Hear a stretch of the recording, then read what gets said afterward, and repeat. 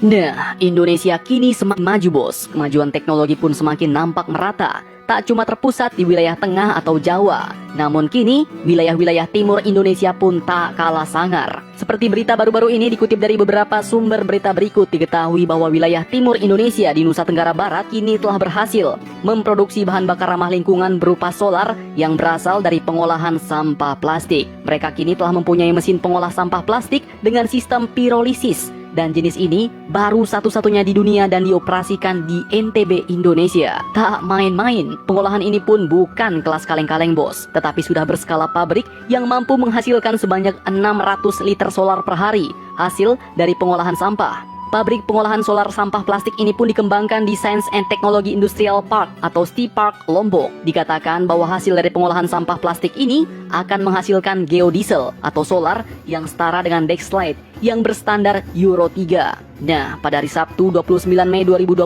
kemarin pun pabrik ini telah diresmikan langsung pengoperasiannya oleh Wakil Gubernur Nusa Tenggara Barat yaitu Ibu Siti Rohmi Jalilah. Kemudian Direktur dan Project Manager PT Geotrust Management Andrew Sinclair pun mengatakan bahwa pabrik ini telah dilengkapi dengan mesin berbobot 2 ton yang mampu mengolah sampah plastik sebanyak 1 ton menjadi 400 sampai dengan 600 liter solar per harinya. Mesin ini pun beroperasi selama 8 jam dan memanfaatkan tenaga PLN. Akan tetapi dalam waktu dekat pihaknya pun juga akan menghadirkan mesin berkapasitas 2 ton di tempat pembuangan akhir atau TPA sampah Kebun Kongo dengan kapasitas 12.000 liter solar dalam sehari, memanfaatkan tenaga listrik dari gas metan di TPA sebagai bahan bakarnya bos. Nah, dengan pabrik ini Nusa Tenggara Barat kini dapat membuat solar hanya dengan menggunakan bahan baku dasar dari semua plastik seperti kantong kresek, plastik bungkusan permen dan jajan, styrofoam, sandal bekas dan semua bahan berjenis karet. Sedangkan jenis plastik PET yaitu polyethylene terephthalate dan PVC atau polyvinyl chloride seperti botol air mineral, pipa atau selang tidak dapat dimasukkan ke dalam mesin.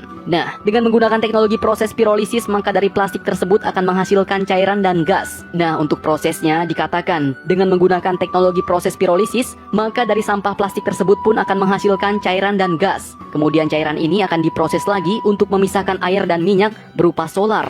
Bahkan sisanya dari proses plastik dapat digunakan untuk bahan baku aspal dan ban. Sedangkan sisa gas di tangki filtrasi dapat disaring dengan keramik sehingga udara yang keluar dari proses ini dapat bersih tanpa polusi. Untuk bahan bakunya mereka pun tidak khawatir lagi bos, karena sudah bekerja sama dengan bank sampah di NTB, termasuk sumber daya seperti perumahan-perumahan dan lingkungan tempat tinggal masyarakat sudah dikoordinasikan semua. Nah, mantap kan? Jadi bagaimana menurut kalian? Semoga Indonesia bisa semakin maju berkembang pesat terus ya bos. Jangan lupa komentar, tetaplah kalian barbar dan jangan santuy terus demi Indonesia maju.